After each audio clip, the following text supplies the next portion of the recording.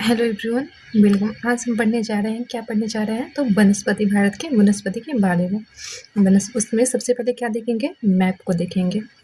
ठीक है, उसके बाद देखेंगे एनसीईआरटी सार संग्रह में क्या क्या है। ठीक है, उसके बाद उसमें दिया हुआ है शोध संस्थान के बारे में, उसके बारे में पढ़ेंगे और फिर देखेंगे वेबसाइट। ठीक है, पीआईबी की वेबसाइट पर जाएंगे जो कि दृष्टि ने दे रखी है। ठीक है, एक एक करके पढ़ते हैं। सबसे पहले मैप से स्टार्ट करते हैं।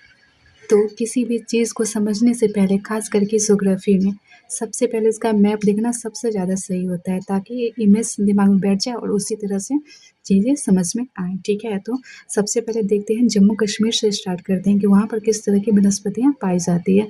तो पर्वतीय वन वहाँ पर पाई जाती है जम्मू कश्मीर में। ठीक है, इसके बारे में और आगे विस्तार से पढ़ेंगे। शुष्क पर्णपाती वन कहाँ पाई जाती है, तो मध्य प्रदेश वाले इलाके में, बीच बीच वाले इलाके में। ठीक है, तो आर्द्र पर्णपाती वन कहाँ पाई जाती है, बीच दिखाई दे रहा है। ठीक है, जैसे जैसे मैप में दिखाई दे रहा है वैसे वैसे आप एक बार मैप को देख लीजिए।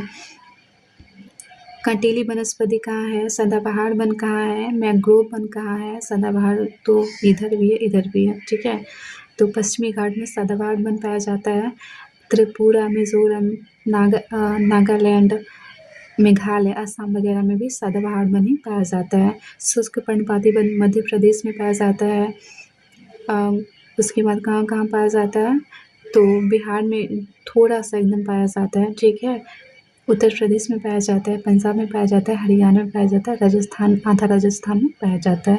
ठीक है, आधा राजस्थान में कौन सा वन पाया जाता है, तो कटीला वन पाया जाता है। ठीक है, इसी तरह से हम देखते हैं 19% भाग पर कौन सा वन पाया जाता है भारत में, तो आर्द्र पर्णपाती वन पाया जाता है। ठीक है, इसके बाद आगे देखते हैं। यहाँ से देखते हैं भारत के सर्वाधिक बृहद क्षेत्र में कौन सा वन है, तो उष्णकटिबंधीय शुष्क पर्णपाती वन पाए जाते हैं। वहाँ पर कितना वर्षा होता है, तो 200 सेंटीमीटर से अधिक वर्षा होता है उष्णकटिबंधीय सदाबहार वन में।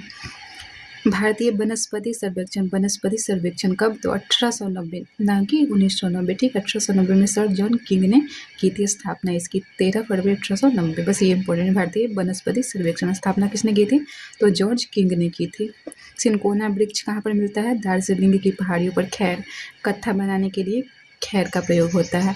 खेजरी या खेजरी, ठीक है, बहुउद्देशीय वृक्ष का उदाहरण है। सामाजिक वानिकी में प्रयुक्त बहुउद्देशीय वृक्ष का उदाहरण कौन सा है, खेजरी। और ठीक है, इसको खेजरी लिखे तो है खेजरी, इस तरह से लिखे तो।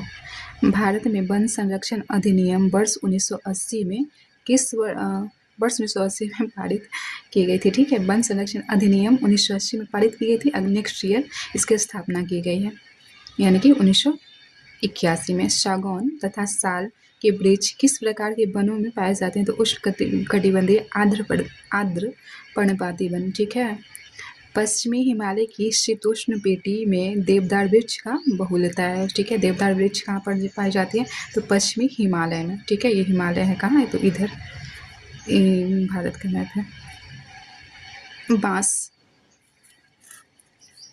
बांस की कौन सी प्रजाति छत्तीसगढ़ में सर्वाधिक पाई जाती है, तो लाठी बांस सीधा सीधा होता है। ये भी देख लेते हैं। भारतीय वन सर्वेक्षण संस्थान की स्थापना वर्ष 1982 में भोपाल में की गई थी। ठीक है, वन प्रबंधन संस्थान की स्थापना 1982 में कहा, तो भोपाल में की गई थी। अब यहाँ से फिर से स्टार्ट करते हैं। तो लंबी जड़ों और नुकीले कांटों अथवा शूलयुक्त झाड़ियों में लघु वृक्षों वाले वन सामान्यतः पाए जाते हैं। कहाँ पर, राजस्थान में। कौन सा, नुकीली कांटेदार, पत्ती कम, वहाँ पर पानी कम होता है इसलिए कांटेदार वृक्ष होते हैं। कांटा में ही पानी ऑब्जर्व करके रखता है। संयुक्त पत्ती को ज़्यादा पानी की ज़रूरत होती है ना, तो और राजस्थान में होता नहीं है पानी, इसलिए। संयुक्त राष्ट्र खाद्य एवं कृषि संगठन की नवीन रिपोर्ट के अनुसार वार्षिक स्तर पर वन क्षेत्रों में सर्वाधिक यानी कि सबसे ज़्यादा वृद्धि करने वाले विश्व में कौन से स्थान है भारत का, तो 8वां स्थान है। संयुक्त राष्ट्र खाद्य ये सब। भोजपत्र, ठीक है, हिमालय में होता है भोजपत्र, जिस पर पत्तल बनाया जाता है। जंगल की आग भी कहा जाता है किसको, पलाश को। भारत के किस राज्य में सागौन के वन पाए जाते हैं, तो मध्य प्रदेश में पाए जाते हैं। समुद्र तल से सर्वाधिक ऊंचाई पर पाया जाने वाला वृक्ष कौन सा है, तो देवदार सरोवर, यानी कि सबसे ऊंचा होता है, यानी कि पहाड़ पर होता है। चिपको आंदोलन सुंदरलाल बहुगुणा। भारतीय वन सर्वेक्षण 1 जून 1981। भारत में मैंग्रोव वनस्पति कितने क्षेत्र पर है? तो इतने क्षेत्र पर 4,975 वर्ग किलोमीटर पर है। 4,975 वर्ग किलोमीटर पर है। ठीक है, हम देख लेते हैं क्षेत्र कितने क्षेत्र है। तो 8 पश्चिमी हिमालय क्षेत्र है, पूर्वी हिमालय क्षेत्र, असम क्षेत्र, सिंधु का मैदान, गंगा का मैदान, दक्कन, मालाबार और अंडमान निकोबार। ठीक है, तो पश्चिमी हिमालय कहाँ है? तो ये वाला ये भाग क्या है? पश्चिमी हिमालय, ये पूर्वी हिमालय है। ठीक है, उसके बाद ये असम क्षेत्र है, ये सिंधु का मैदान हो गया और ये गंगा का मैदान हो गया। ये क्या हो गया? दक्कन का पठार हो गया, यहाँ से स्टार्ट होता है, और ये मालाबार तट हो गया। ठीक है, तो हर जगह अलग अलग तरह की वनस्पतियाँ पाई जाती है। तो सबसे पहले यहाँ से स्टार्ट करते हैं। यहाँ पर कौन सी वनस्पति पाई जाती है? यहाँ पर है देवदार का पेड़। ठीक है, देवदार डी। उसके बाद शंकुधारी SH वृक्ष, उसके बाद चौड़ी पत्ती वाले शीतोष्ण वृक्ष मिलती है। ठीक है, और यहाँ पर देखते हैं अल्पाइन भी है, अल्पाइन क्षेत्र। ठीक है, श्वेत देवदार, श्वेत भोजपत्र वृक्ष, सदाबहार वन यही यहाँ पर मिलती है। ये तो सदाबहार वन हर जगह पाया जाता है, यहाँ भी हम देखते हैं यहाँ पर क्या क्या मिलता है। तो ओक मिलता है, जायफल मिलता है, द्विफल वाले बड़े फूल, सदाबहार वृक्ष, छोटी बेंत वगैरह जंगल पाए जाते हैं, ये सब यहाँ पर पाया जाता है। इसके बाद क्या है? बीच बीच में यहाँ पर क्या मिलता है? वही सब वनस्पतियाँ यहाँ पर लिखा हुआ है। घने बांस, लंबी घास, यही सब मिलता है। और सिंधु मैदान में क्या मिलते हैं? तो इसमें कटीली झाड़ियाँ मिलते हैं। कहाँ पर? तो यहाँ पर कटीली झाड़ियाँ ज़्यादातर, क्योंकि यहाँ पर पानी लगभग कम रहता है। उसके बाद है सिंधु हो गया। गंगा के मैदान में यहाँ खाद्य फसलें उगाई जाती है, जैसे कि गेहूँ, चावल, गन्ना वगैरह वगैरह। दक्कन क्षेत्र में क्या क्या मिलती है? जंगल है, तरह तरह की जंगली झाड़ियाँ वगैरह मिलते हैं, पतझड़ वृक्ष वाले। उसके बाद मालाबार तट की विशेषता क्या है? तो यहाँ पर मालाबार ये है, यहाँ पर क्या मिलता है? चाय, काजू, कॉफ़ी, ठीक है, सुपारी, काली मिर्च, यही सब, रबड़ वगैरह, काजू वगैरह यहाँ पर मिलता है। उसके बाद कहाँ क्या आता है? तो अंडमान निकोबार। कहाँ? यहाँ पर वनस्पति, समुद्री वनस्पति ज़्यादा मिलती है। यहाँ पर देखते हैं कि भारत की प्रमुख मानकीय शोध संस्थाएं हैं। ठीक है, फॉरेस्ट रिसर्च इंस्टीट्यूट कहाँ है? तो देहरादून में है। ठीक है, स्थापना यहाँ पर एरिड फॉरेस्ट रिसर्च इंस्टीट्यूट तो जोधपुर में है।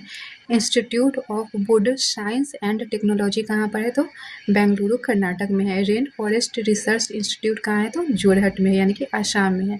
Institute of forest genetics and tree breeding कहाँ पर है? तो कोयम्बटूर में है, यानी कि तमिलनाडु में है। Centre of social forest and eco rehabilitation कहाँ है? तो यह है प्रयागराज में। हिमालय फॉरेस्ट रिसर्च इंस्टीट्यूट कहाँ है? तो शिमला में। Advance centre of biotechnology and mangrove forest कहाँ है? तो हैदराबाद में है। ट्रॉपिकल फॉरेस्ट रिसर्च इंस्टीट्यूट कहाँ पर है? तो जबलपुर में है। Institute of forestry research and humus resource development कहाँ पर है? तो छिंदवाड़ा में है, यानी कि मध्य प्रदेश में है। इंस्टीट्यूट ऑफ फॉरेस्ट प्रोडक्टिविटी कहाँ पर है? तो रांची में है। Indian plywood institute research and training institute कहाँ पर है? तो बेंगलुरु में है। Indian institute of forest management कहाँ पर है? तो भोपाल में है। जीबी पंत हिमालयी पर्यावरण एवं विकास संस्थान कहाँ पर है? तो अल्मोड़ा, यानी कि उत्तराखंड में है। उष्णकटिबंधीय वनस्पति उद्यान और अनुसंधान संस्थान कहाँ पर है? तो केरला के तिरुवनंतपुरम में है। वृक्षों को बचाने के लिए चिपको आंदोलन की शुरुआत कहाँ पर हुई थी? उत्तराखंड के टिहरी जनपद में हुई थी।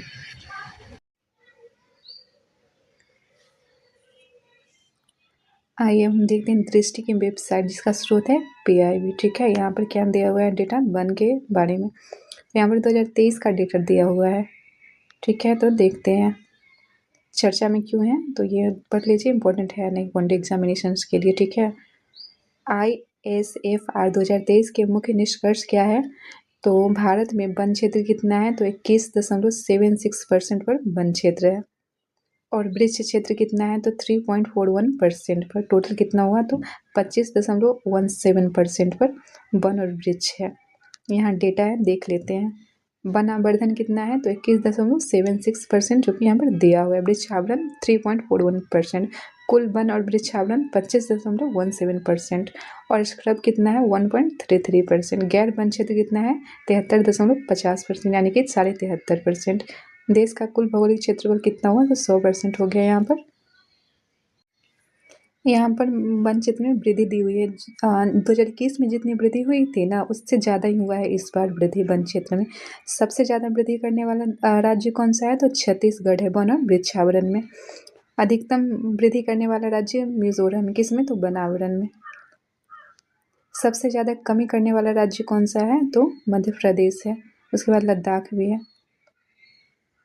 क्षेत्रफल के हिसाब से सबसे अधिक वन क्षेत्र वाले शीर्ष 3 राज्य कौन कौन से हैं तो मध्य प्रदेश है क्षेत्रफल, क्योंकि मध्य प्रदेश का क्षेत्रफल भी ज़्यादा है इसलिए। इसके बाद अरुणाचल प्रदेश है, उसके बाद छत्तीसगढ़ है। ठीक है। कुल भौगोलिक क्षेत्रफल के संबंध में वनावरण के प्रतिशत की दृष्टि से लक्षद्वीप पर कितना है तो 91.33% है। और अंडमान निकोबार में 81.62%, यानी कि ज़्यादा वही है, वन ही है। उच्च वनावरण यानी कि 19 राज्य ऐसे हैं जहाँ पर वनावरण कितना है तो 33% से ज़्यादा है, जिसमें से 8 राज्य और केंद्र शासित प्रदेश ऐसे हैं जहाँ पर 75% से भी ज़्यादा है। कौन कौन है? लक्षद्वीप है, अंडमान निकोबार है, अरुणाचल प्रदेश है, नागालैंड है, मेघालय, त्रिपुरा, मणिपुर, मिजोरम, यही सब राज्य है। कार्बन स्टॉक के बारे में भी दिया हुआ है यहाँ पर। तो देश का वन कार्बन स्टॉक कितना है तो 7,285.5 मिलियन टन है। कार्बन स्टॉक है भारत में इतना, मतलब कितना एब्जर्व करता है पेड़। अनुमानित जो कि 2021 की तुलना में 81.5 मिलियन टन अधिक ही अनुमानित है, जो ऊपर वाला डेटा है। शीर्ष 3 अरुणाचल प्रदेश कहाँ कितना करता है, ये सब राज्य हैं। सबसे ज़्यादा वो कार्बन स्टॉक कौन ऑब्जर्व करता है तो अरुणाचल प्रदेश है। उसके बाद कौन? मध्य प्रदेश, छत्तीसगढ़, ऐसे ही महाराष्ट्र वगैरह वगैरह। भारत का कार्बन स्टॉक 30.43 बिलियन टन, यानी कि 30.43 बिलियन टन CO2 समतुल्य तक पहुंच गया है, जो वर्ष 2005 के आधार वर्ष से 2.29 बिलियन टन अधिक है। इतना इम्पोर्टेंट है नहीं वनडे एग्जामिनेशन के लिए, बस आप देख लीजिए, नज़र दौड़ा लीजिए बस। क्षेत्रीय प्रदर्शन पश्चिमी घाट परिस्थितिकी संवेदनशील क्षेत्र, जिसमें से इतना इतना किलोमीटर 73% वन क्षेत्र के अंतर्गत आता था पश्चिमी घाट में। पूर्वोत्तर क्षेत्र में कुल वन क्षेत्र कितना है तो 67% है। मैंग्रोव आवरण, मैंग्रोव सबसे ज़्यादा मैंग्रोव कहाँ पर है तो कोलकाता में, मतलब क्या पश्चिम बंगाल में है। 1.15% है मैंग्रोव का क्षेत्र भारत में कुल भौगोलिक क्षेत्र का। गुजरात में मैंग्रोव की में कमी आई है, आंध्र प्रदेश और महाराष्ट्र में वृद्धि हुई है। उत्तराखंड, उड़ीसा और छत्तीसगढ़ में वो क्या बोलते हैं, आग लगने की घटना ज़्यादा दिखी गई है इस वन रिपोर्ट में।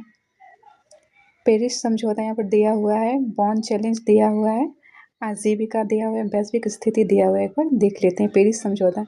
पेरिस जलवायु परिवर्तन समझौते में की गई राष्ट्रीय स्तर पर निर्धारित योजनाएं NDC प्रतिबद्धताओं में भारत ने वर्ष 2023 तक अतिरिक्त वनावरण और वृक्षावरण के माध्यम से 2.5 से 3 बिलियन टन CO2 समतुल्य अतिरिक्त कार्बन सिंक बनाने की संकल्प लिया है। बॉन चैलेंज भारत ने बॉन चैलेंज के भाग के रूप में वर्ष 2030 तक 26 बिलियन हेक्टेयर बंजर भूमि को पुनर्स्थापन करने के अंतर्गत लाने का भी संकल्प लिया है, यानी कि वर्ष बंजर भूमि को 2030 तक 26 मिलियन हेक्टेयर बंजर भूमि को वो हरा भरा कर देगा। आजीविका भारत के वन वैश्विक मानव आबादी के लगभग 17% और विश्व के कुल पशुधन के 18% की आजीविका का समर्थन करते हैं। वैश्विक स्थिति FAO द्वारा प्रकाशित वैश्विक वन संसाधन आकलन के अनुसार भारत वन क्षेत्र के मामले में विश्व के शीर्ष 10 देशों में शामिल है और वर्ष 2010 से 20 के बीच वन क्षेत्र में उच्चतम वार्षिक वृद्धि देखी गई है। इसके हिसाब से भारत तीसरे स्थान पर। भारतीय वन सर्वेक्षण स्थापना 1 जून 1981 को हुई है। ठीक है, 1965 ईस्वी में किए गए वन संसाधनों में के पूर्व निवेश सर्वेक्षण, यानी कि 1965 में क्या शुरू हुआ था, तो वन संसाधनों के पूर्व निवेश सर्वेक्षण, उसी के स्थान पर 1981 में इसकी स्थापना की गई। किसकी, तो भारतीय वन सर्वेक्षण की।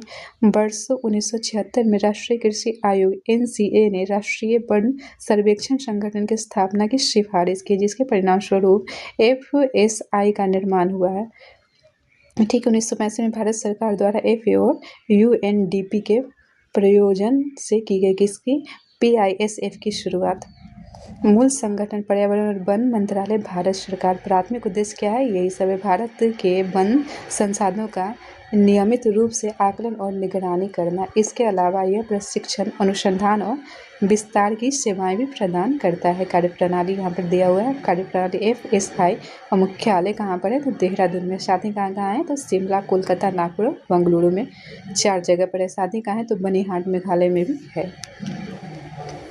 यहाँ पर 2021 का डेटा दिया हुआ है कि वर्ष 2013 से 2023 का, यानी कि 10 वर्षों में क्या क्या वृद्धि हुई, तो सब कुछ ठीक ही रहा है। मैंग्रोव आच्छादन में 296.33 वर्ग किलोमीटर की वृद्धि हुई है। वृक्षावरण में इतना वृद्धि हुआ है। स्वास्थ्य मृदा, ये सब दिया हुआ है, इतना इम्पोर्टेंट है नहीं, बस देख लीजिए। निष्कर्ष यहाँ पर दिया हुआ है। ये प्रश्न है, ये अगर आप सिविल सर्विस के प्रिपरेशन कर रहे हैं तो ये देख लीजिए।